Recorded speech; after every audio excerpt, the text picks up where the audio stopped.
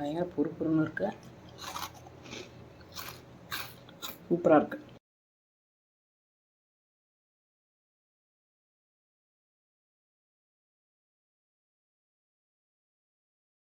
Mixer தான், Deepavali பலகாரத்தில் mixer தான் செய்கிறோம். இது மிக்சர் எப்போவுமே நல்லா குட்டியாக இருக்குது. நான் ஏற்கனவே ஆல்ரெடி மிக்சர் வீடியோ போட்டிருக்கிறேன்.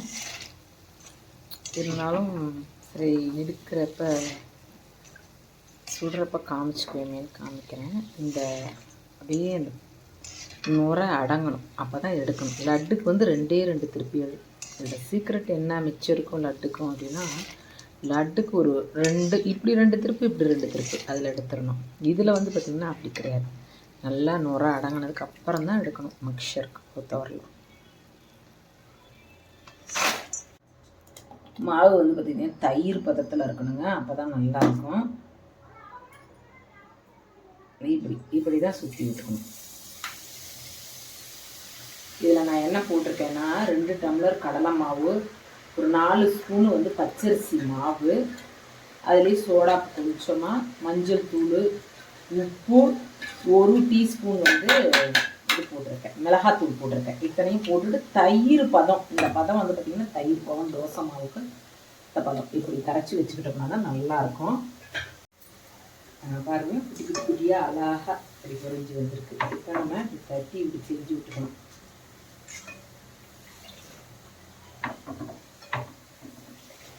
மிக்சருக்கு பார்த்திங்கன்னா எண்ணெய் அதிகமாக இழுக்கும் அப்படின்னு சொல்லுவாங்க. இதனால் நம்ம அதிகமாக எதுவுமே கடலை மாவு சும்மா 2 ஸ்பூன் தானே நம்ம போடுறோம், பச்சரிசி மாவு, அதனால் எண்ணெய் அதிகமாக இழுக்கும் அப்படின்னாங்க. மிக்சருக்கு மட்டும் எப்போவுமே எண்ணெய் அதிகமாக இழுக்கும்.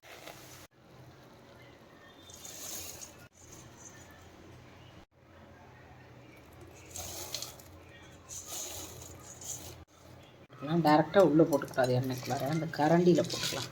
ஏற்கனவே போட்டுக்கலாம், ரொம்ப சாஃப்ட்டு.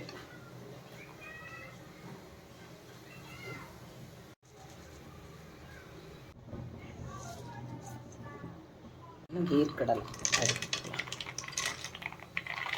அதுவும் இப்போ தான் டேரெக்டாக உள்ளே போடாமல், எண்ணெய்க்குள்ளே போடாமல் நம்ம எப்படி வறுத்தோம் அப்படின்னா நல்லா வறுத்துட்ரும்.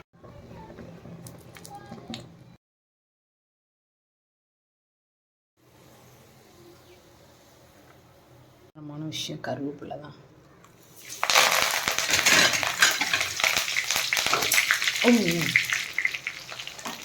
தப்பன்னு பொறிஞ்சு தள்ளி இருக்கேன்.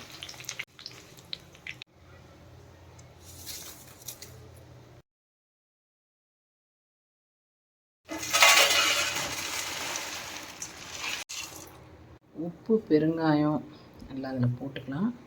நான் ஆல்ரெடி வந்து மாவு போடையிலையும் உப்பும் அந்த மஞ்சள் பொடி, மிளகாய் பொடி எல்லாம் போட்டிருக்கேன். பத்தலைன்னா இன்னும் கொஞ்சம் போட்டுக்கலாம். கலந்துட்டு காமிக்கிறேன்.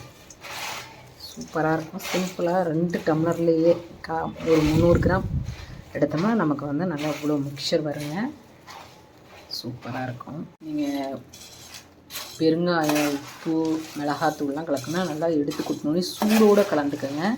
அப்போ தான் உங்களுக்கு வந்து நல்லா உரைக்கும். இதில் நீங்கள் நல்லா ஆற வச்சுட்டு கலந்தீங்க அப்படின்னா அதில் ஒட்டாது.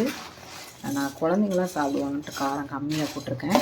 அது இல்லாமல் நம்ம கடல மாவுலேயும் காரம் கொஞ்சம் கலந்துருக்குறோம். சூப்பராக நமக்கு வீட்டிலையே ரெடி ஆகிடுச்சு பாருங்கள் மிக்சர். ஈஸியாக இதே மெத்தடில் நீங்கள் செய்யுங்க.